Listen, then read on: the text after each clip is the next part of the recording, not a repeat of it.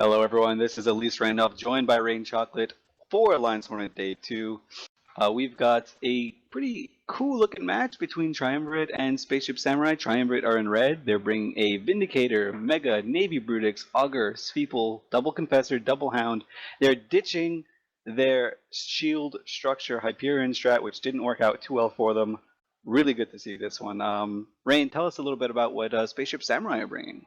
So they only have 9 members on field. 2 Typhoon Fleet issues, Eos for Lynx, Oneros as the T2 Laji, Hecate, Sweeple, Double Confessor, and a Blackbird for jams. However, I don't believe the match is starting soon because even though everyone is on grid, they actually have mentioned in local that there is a DC, that someone accidentally lost connection, so we were probably going to wait and fill time. So you guys can listen to me and Elise a little while longer. Yeah, so Tri are taking a little bit more of a conventional setup than we saw from them yesterday, which they got obliterated yesterday, and it was pretty ugly.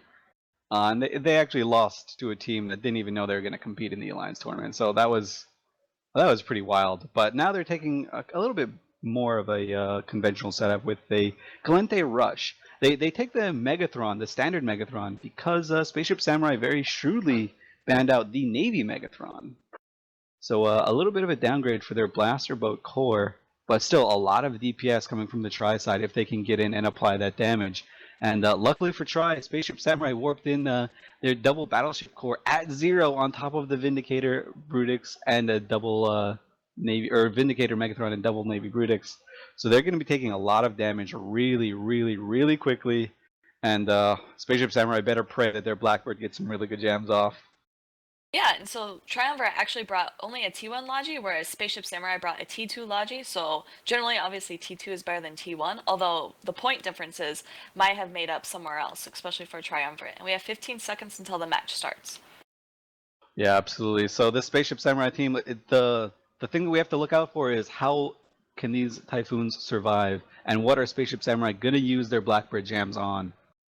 That is going to be incredibly crucial, and the match is starting right now. Guys are getting locks right now, so this Blackbird better get some really good locks really quickly. Triumvirate is immediately primarying the Spaceship Samurai Confessor, which is interesting since I think that's all of their long-range shooting at each other. These Confessors can shoot out pretty far if you fit them properly. Alright, we're just going for a Battleship Slugfest now. Spaceship Samurai are focusing on the Vindicator, which seems to be a shield Vindicator. Good stuff. And Spaceship Samurai, or Triumvirate, are focusing on the Fleet Typhoon by Darth Plagueis. He's look at him melt. Look at all that blaster damage going through him. Let's see if he can hold. Yeah, and they're actually smart bombing as well. It looks like they have, for some reason, T1 warriors, so they're smart bombing to get rid of all that. I want to say all that damage, but T1 warriors probably don't apply that great compared to these battleships. Just this Typhoon is getting reps, but he's just melting through all the reps. The Vindicator is holding strong. The Vindicator is not even breaking armor. Oh my god, Spaceship Samurai, they've lost half of their battleship core already in one Fleet Typhoon. That warp-in did them no favors. They landed on them at 0. The Blackbird is not getting any jams. He's trying to jam the Vindicator and the Augur. Those are probably not who you want to jam. Jam the Navy Brutixes, dude! So these, not only did they kill the Typhoon Fleet issue, but it also looks like the Hecate is going down as well. And the second Typhoon Fleet issue is already in half armor. I'm not quite sure what this Oneros is doing, if he's able to actually break those reps or not, because it shows him that he's repping, but he's not doing too well. Oh, this Oneros is repping both the Hecate and the Typhoon Fleet issue. You just want to let your Hecate die and keep your Typhoon Fleet issue alive. The Hecate is not that important, and the Fleet Typhoon's down, and the Hecate is down. So not only did he rolling over. They split reps, but it did not do anyone any good. Obviously, the T1 Logi and the Augur is actually doing quite better than what the Oneros is doing. Alright, the XL ASB Vindicator try staying with the dual tank strat with their Galente core, and it finally works out for them. This time, the big Vindicator way better than the Hyperion hull.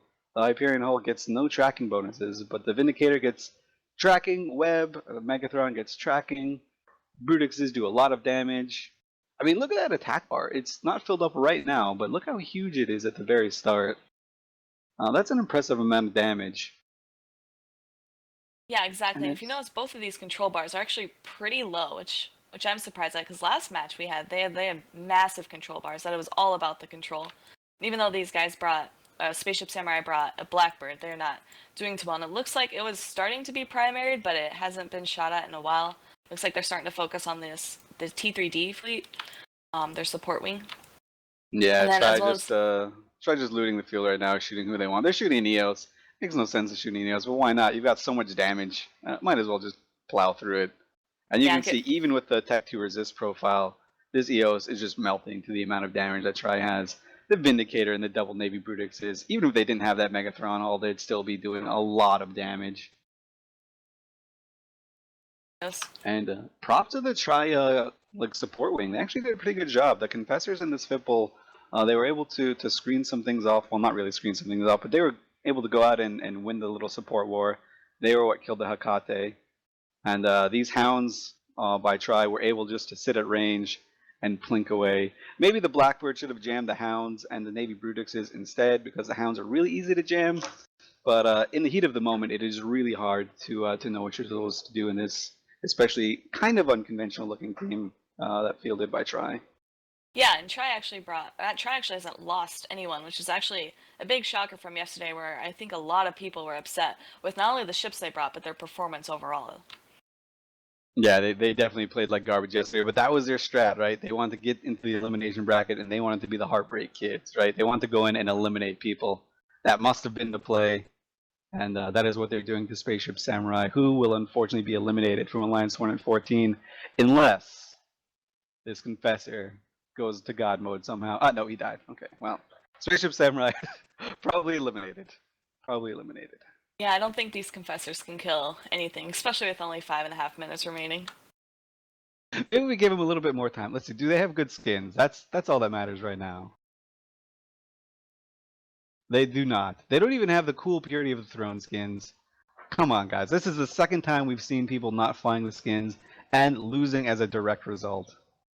So get it Exactly. together, guys. If you want to play in the Alliance Warrant, you need cool, fancy skins. Although, I do have to admit, this Megathron does not have a Quaif skin, and that's probably the best skin you can get for any Galente ship. That is true. Though he probably wanted a Megathron Navy exchange, just had to swap in for the Megathron later. That is true. But that's it for me and Rain. Tri wins, advances through the lower bracket. Spaceship Samurai eliminated. Back to the studio with Apophany and the boys.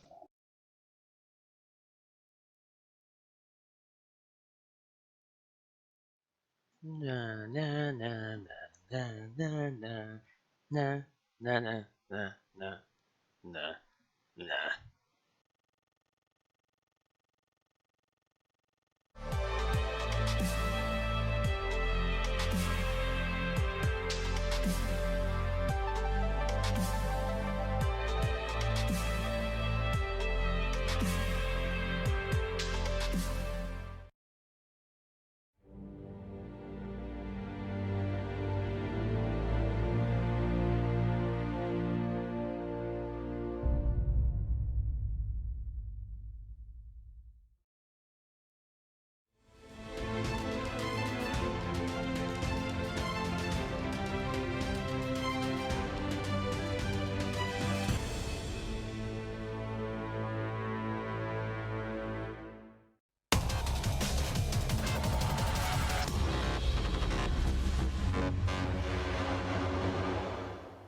Welcome back to the studio. We just saw Tri there knock Spaceship Samurai out of the tournament. They go on to face, I had it there a moment ago, they go on to face Vidra Reloaded, so another difficult matchup ahead of them. We saw a Galente Rush there take out the TFI Core. TFI Core, super popular team from last year, also coming into this year.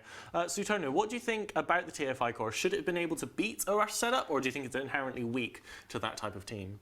I think the TFI core should have won. I really don't like the support on the Spaceship Samurai having like a mix of Super Hekate Confessors. It seems really weird. Just bring the Super. It's overpowered and it's the most picked ship in the tournament so far. So tell us a bit. Why is the Svipple so strong? Oh, it's just it's really fast. It's got 2 utility highs. It's got selectable damage type. It's just got a huge. It's just does a lot of DPS, a lot of tanks. It's fast as well. It's just a solid ship. It's kind of like a mini Sleipnir. The pony's Sparkle gone. Mane. No. You could say that he was Spaceship Samurai. He committed Sudoku. Oh, guys, please, please. Anyway, moving swiftly on. Again, we're seeing, as I said, Galente Rush. Rush being one of the most common archetypes that we see in the tournament. Well, would you give us a little brief on what a Rush team is and how it functions in the tournament? So basically, a rush team is, well, it kind of says what it says on the tin. You basically rush in. It usually comes around to either killing big DPS ships or trying to kill the Logi. So basically what you would usually do is you'd get T3Ds, or back in the day, assault frigates, usually Sabres, Jaguars, Harpies, things like that. They would just rush in and kill the enemy Logi, while the big ships are usually just going to close in and kill the Logi, and then basically it's either clean up for the rush, or what happens is usually a rush gets controlled by the enemy team and gets slowly but surely gets destroyed because they're getting controlled too much, and rushes are supposed to rush. Some teams that I know, Camel Empire especially, they do a rush setup but they don't actually rush in. They kind of like, okay guys, we're just going to kite back and then play out and just like position, because rushes are also quite proficient on positioning. If you don't get your positioning right, it's just going to go out of control. Yeah, so a few things to mention. Before our next match, we should mention that there's been over 3.5 trillion ISK thus far. Bet on Eve Bet just for this, just so far on the Alliance tournament. That is a ridiculous amount of money. Keep it going in. They have beefed up their servers today, so it is a new challenge for us to crash them once again. Another big shout out, big thank you to Cardinal Sin, who when we went for pizza last night bought us all a beer. Thank you very much, Cardinal Sin. You, sir, are a badass nerd. Right, the other thing that I was supposed to mention is that there has been 200 billion bet on a Band Apart versus Shadow Cartel. That is, on a single match, 200 billion. Still, the next match we are going to be looking at you for today is going to be Psychotic Tendencies, known as Tissue, versus COF Alliance. We will bring you information on that match after these announcements.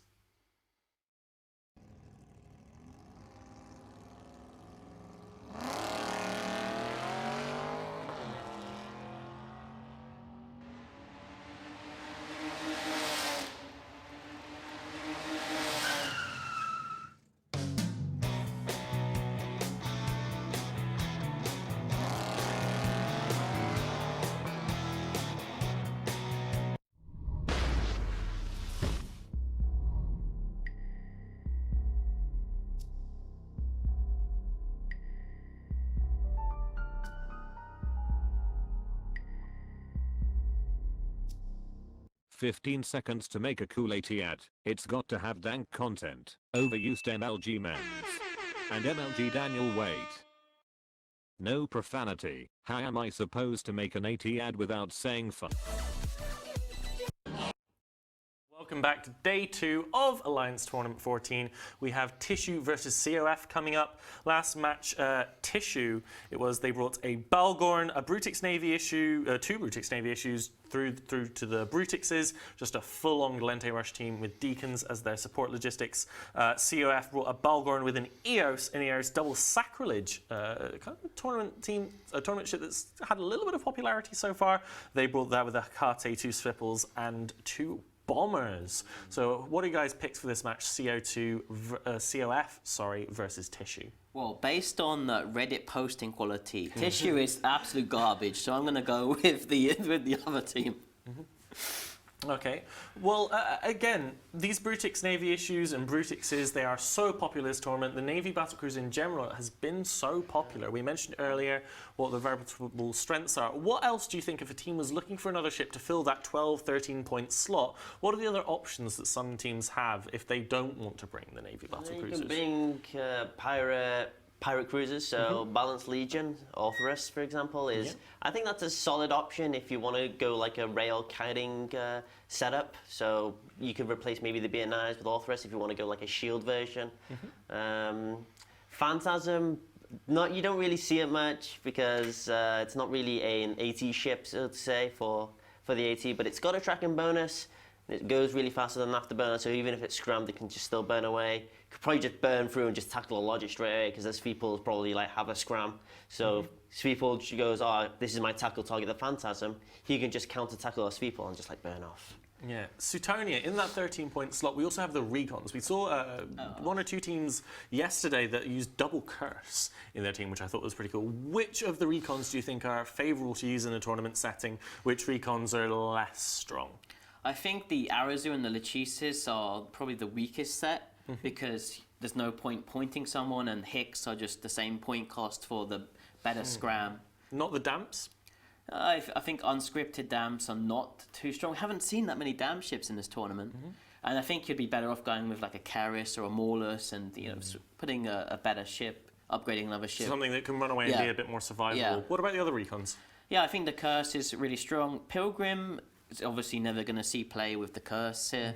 It does have the extra mids. It does have an extra low slot instead of the mid slot, so maybe you can make it a bit more tanky if you want like a tanky tracking disruptor boat. But I still don't see any reason to run it over the Curse just because it has much less energy neutralizer range. Hugin and Rapier, I think both are viable actually because the Rapier has rapid light missiles. It's much better at clearing off like small tackle than the Hugin is. Although the Hugin does have like slightly more speed, tank, and actually I think the tank is the same now, but more speed and slightly better sensor strength and other secondary stats. In ECM teams, we tend to see Blackbirds, low point cost cruiser, rather than I don't think we've seen any Falcons or Rooks, at least in the matches we've watched. Why do you think the Falcon and the Rook are falling away? Because I would assume, in small gang PvP, a lot of people complain of the prevalence of Falcons or Rooks. Why do you think we don't see either of those ships in the tournament? Well, I think the Falcon is you're never going to run it instead of a Rook. And Rook, I'm not too sure. I think the Rook is actually pretty strong. It does the similar DPS to a Cerberus almost, while also being a strong ECM platform. Maybe people have tested it. We're seeing a lot of teams bring, one race. So maybe a lot of teams are sort of building in like ECM resistance into their setups naturally. Also, we saw the sort of remote sensor booster changes too. Maybe the Rook is too expensive too. Maybe people just want to run like 2 Blackbirds, which are cheaper, even though they are a lot less strong and can contribute a lot less DPS. Yeah, now these two teams, COF and Tissue, are fighting to go through the losers bracket. The loser of this match will be eliminated. They will be going on to face CVA, Curator's Veritatis Alliance, home of our friend Jin Tan. He's currently waiting in the corridor for his turn on the desk. I do want to speak about the sacrilege that I believe it was COF brought last time. I lost the page here. It was COF. Yeah, it was COF. So the sacrilege recently had a little balance update, thanks to the balancing team, Fozzie and Rise and the others. It gained a drone bay, which was the core change to it. Riley, why don't you tell us a little bit about the sacrilege and why the drone bay potentially matters? And overall, how's the sacrilege as a tournament ship now that we're seeing it a few times? The sacrilege as a tournament ship is a pretty... it's a bit of an offbeat pick because hacks in general aren't really used. I've seen some Vagabonds in like all-in rush setups because they're really fast and they can tank really well. You've got to dual tank your Vagabonds. Yeah, like dual tank your Vagabonds, guys. PL confirmed fit. Anyway, Beam Zealots, yeah. And but the sacrilege, it did get its drone bay and it can field 5 hammerheads, but it can also field the rep bots, which is probably the most important reason why you'd bring sacrileges. They're really tanky. You could use them as a heavy tackle. They do some DPS, but not a lot, maybe like 350, 400. But probably the most reason why you'd use them is because they're tanky and they have the drone bay for those rep bots. Yeah, I'm looking actually currently at the list of flagships that are in the tournament. Obviously, we saw how many there were yesterday, but it amazes me at how many have died. It looks as if almost maybe a half to 2/3 of the flagships are in fact dead, which seems insane to me. They're only left by the final weekend. It's always nice to see them go down. The average price of them at the moment looks to be fluctuating between 10 and 20 billion. No extremely expensive flagships have gone down yet, apart from maybe that Victory Rattlesnake, which is somewhat more inherently expensive thanks to the fact that it's a tournament skin from ATXIV, I want to say. That was before we had the skin system introduced into the game. Now, very quickly before we enter the match, I want to discuss potentially how you guys think alpha clones are going to affect the tournament meta, whether you think we'll see any alpha clones in the Alliance tournament, or if you think it might be cool to see even a tournament set up for people exclusively using alpha clones. So, Tony, what are your thoughts on the alpha clones and how it might affect tournament play? I think Alpha Clones will probably see a lot more people starting to play the game. I'm not sure if Alpha Clones will actually be competitive at all in the Alliance tournament in this current format, but seeing like an Alpha Clone format would be really fun. Yeah, well, we'll discuss that more a little bit later, as we do have the match ready now between the two teams, between COF and Tissue. We are going back to your commentators, Rain and Elise, right now.